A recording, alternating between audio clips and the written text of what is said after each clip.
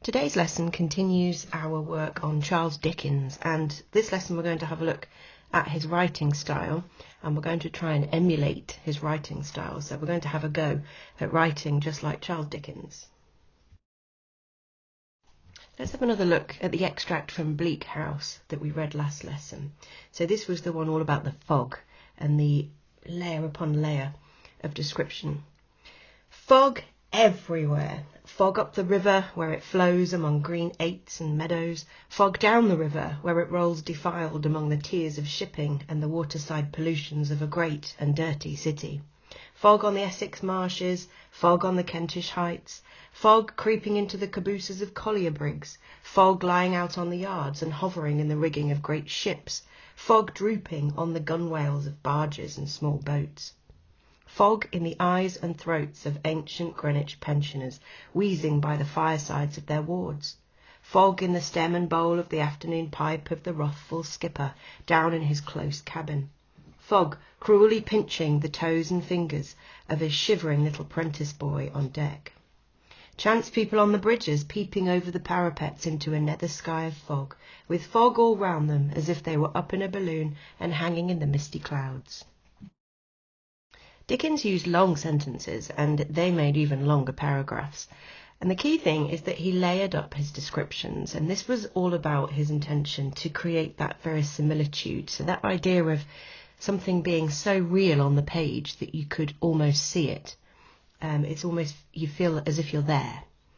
Dickens used clause after clause to do this, and he built the picture for the reader by layering up those clauses. And he also used punctuation to help him do this in a grammatically correct fashion. And that's what we're going to have a look at today. How do we use punctuation in order to write like Dickens and layer up description after description, clause after clause? First of all, let's have a look at what a clause is. So you'll probably remember from earlier on in your education, a clause is really, you could say it's the most simple form of a sentence. A clause needs a subject and it needs a predicate. Now those words are the formal terms for basically the thing or person in the sentence. So the subject is the thing or the person, and then the predicate is the action that that thing or person is involved in. So the subject is the who and the predicate is the what. So if you have a look at the examples, the student studied for the test. That is a clause, and the predicate is the fact that they're studying, so that's in green, that's what they're doing, and the subject, the people or things doing the action are the students, so they're in yellow. The next sentence is my mum loves me, so in yellow you've got the subject, that's who's doing it, and what is she doing? She's loving me, so the green is the predicate. So a clause needs a thing or person, and it needs an action. So what that thing or person is doing. If we try and emulate Charles Dickens and his style of writing, sometimes what will happen is if you write clause after clause after clause, your teacher might say to you, you need some full stops in here. If you go on for half a page like he did without a full stop, probably your teacher would tell you that you needed one. Well, actually, if you adopt the way that Charles Dickens used punctuation, you can avoid that moment, and you could potentially go back to your teacher and say, but I was merely emulating Charles Dickens. Therefore, rather than using full stops, I used commas, I used connectives, and I also used semicolons. Now, semicolons are the key lesson today. We're going to look at how Dickens uses semicolons to link all of his ideas together. A semicolon is actually one of the easiest punctuation marks to use, I think.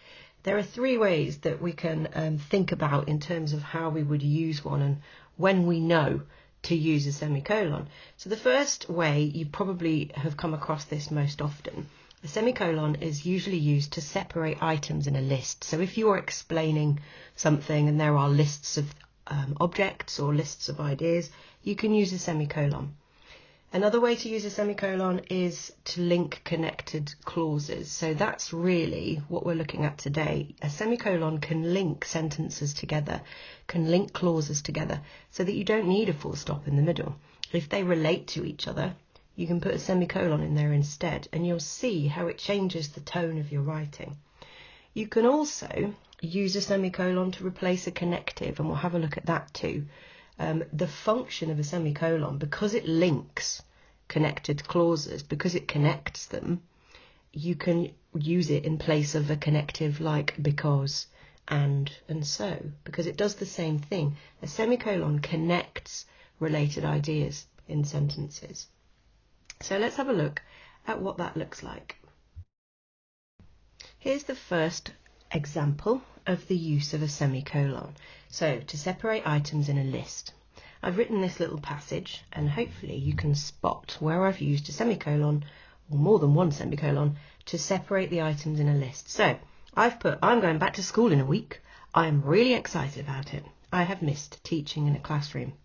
To help me prepare, I need to make sure my school rucksack is packed with board pens, books, my planner, spare masks, snacks, and my water bottle. I want to be prepared because I don't want anything to distract me from my teaching and learning.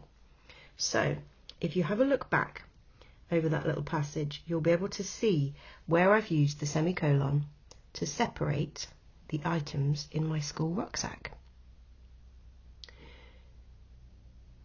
And you see them? So, that's one way of using a semicolon. Now, what's really interesting is Dickens used the semicolon predominantly in this way, but what he did, rather than having just a singular word, so pens, semicolon, books, semicolon, my planner, semicolon, spare masks, semicolon, what Dickens did is he separated full clauses with semicolons. So he's still listing, but what he's doing is within the semicolons he's got full clauses. So if you look back at the bleak house example, every time he adds another layer, he then puts a semicolon and links it to the next one. So we've got, for example, fog in the stem and bowl of the afternoon pipe of the wrathful skipper down in his close cabin, semicolon. Fog cruelly pinching the toes and fingers of his shivering little prentice boy on deck. So he's used a semicolon to link that description of the fog. He's got it earlier on. Fog creeping into the cabooses, semicolon. Fog lying out on the yards, semicolon. Fog drooping on the gunwales. So rather than having books, pens, snacks, he's got full clauses in there. And that is the quickest and easiest way to emulate Charles Dickens's writing.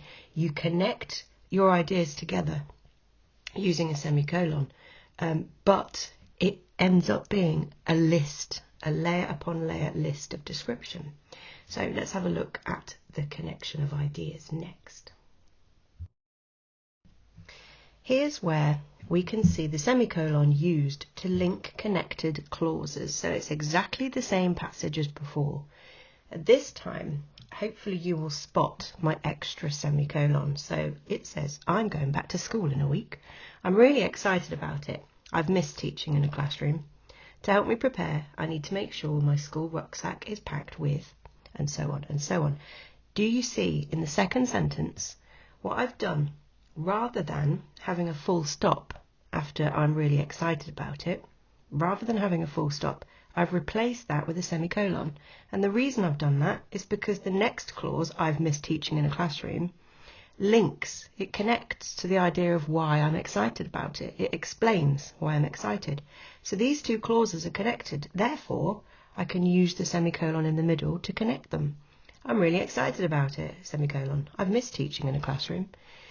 What happens is when you use a semicolon in this way, the secondary part, the secondary clause, has a different tone to it. It sounds almost different when you read it aloud because it's connected to the previous clause. So before, when we had the full stop, it would have sounded like, I'm really excited about it. I've missed teaching in a classroom. Whereas now with the semicolon, you get more nuance. It becomes almost more emotive. So it says, I'm really excited about it. I've missed teaching in a classroom. The secondary clause, because it links to the first, becomes almost like an afterthought. So then you get a sense of what's really going on in my mind, rather than it being da-da-da-da-da, full stop, da-da-da-da, full stop. When you use a semicolon, it suggests, it kind of represents normal thought, because our thoughts they don't have full stops, do they? Thoughts link together, they flow into one another. Semicolons allow you to represent that flowing of one idea into another one that's connected. See?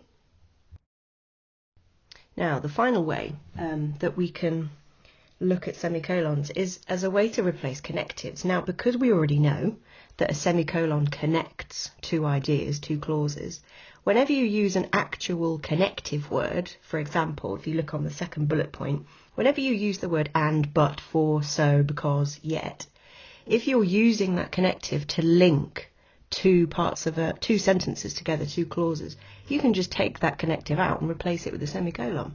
For example, if we have a look back, exactly the same passage as before. Now this time, if you look at the last sentence, in the previous piece, I'd said, I want to be prepared because I don't want anything to distract me from my teaching and learning. Whereas now, I've been able to remove that word because, and I've put, I want to be prepared. I don't want anything to distract me from my teaching and learning. So again, the use of that semicolon connects the clause, I want to be prepared, with the secondary clause, I don't want anything to distract me from my teaching and learning. It's just another way of understanding when and where to use semicolons. If you look through your work and you've used the word because, or you've used the word but, you can take that out and put in a semicolon, and it will be grammatically correct, because a semicolon connects, just like a connective. Here are some examples of replacing connectives, and you'll see the change in tone. So, first sentence says, I walked into the car park because I'd forgotten my car. Then, if you take out that connective, because, it becomes, I walked into the car park, I'd forgotten my car. So you've got a different tone, you've got a different sound. And the second one sounds more like a joke. I walked into the car park, I'd forgotten my car. That's quite funny. So you didn't have your car, so you had to walk into the car park. Whereas the first sentence, I walked into the car park because I had forgotten my car, it's just not as funny. So taking out the connective, replacing it with a semicolon, you can add tone, you can add humour, you can add sarcasm. Next sentence, the bridge. The bridge provided an escape across the river, but it was slippy and I was worried it might not be safe. Becomes, the bridge provided an escape across the river. It was slippy and I was worried it might not be safe. It's a very subtle change, that one, but what it's done, it's allowed us to remove that connective but, and it simplifies the idea because we've already got the connective and I was worried. In theory, what you could do is take out and. So you could have, in a Dickens style, the bridge provided an escape across the river, semicolon. It was slippy, semicolon. I was worried it might not be safe. So you could take out all the connectives if you wanted to. The last one, this is a good one to emphasise the idea of tone. It says, it was period 5, so the students were tired. If you take out that connective so, it was period 5, so the students were tired. It becomes, it was period 5, the students were tired. That last sentence, it was period 5, the students were tired. The secondary clause there takes on more layers of meaning, because you then think, well, hang on, so, okay, it was period 5, the students were tired. Oh, what's going to happen here? Are there going to be people falling asleep? Are there going to be people not concentrating? What is this leading to? It changes the whole kind of idea, the whole image that we're being given when you replace a connective with a semicolon. So what we are going to do now is have a go at writing in the style of Charles Dickens, using, if possible, a semicolon or two. So what we're going to do is describe snow. So you remember the recent heavy snowfall we had. I would like you to have a go at describing a snowy scene, and you can use a picture if it helps you. Describe a snowy scene and try and describe the snow just like Dickens describes the fog for at least half a page of A4. I want you to just keep going and going and going and going. So use as many clauses as you can. Just like Dickens, have a look back at his extract. Aim to use a semicolon or two. So remember, he would describe the snow, and then instead of a full stop, he would put a semicolon. then he would put his next linked clause, then he would put a semicolon. So have a look back at what he did and use that as your guide. Use the senses as well. So Dickens, in order to create that verisimilitude, that realism, use the senses. So really try and make the reader feel that they're there too. So describe that snow. Think about the verbs that you're using. Think about colours. Think about feelings, physical feelings. Think about sounds that you might hear. So really try and create for your teacher an absolutely realistic description at length of this snow. So do use a picture if you need. Have a look back at Dickens's description of fog. Repeat the word snow, just like he did with fog. Fog here, fog there, fog everywhere. Do the same with snow. Okay, so have fun with it more than anything and experiment. Don't worry if you think you've not put the punctuation in the right place, because we'll tell you.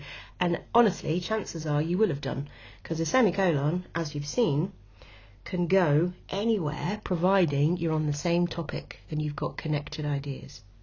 Okay, good luck, enjoy yourselves, and we will give you feedback soon on your descriptions of snow.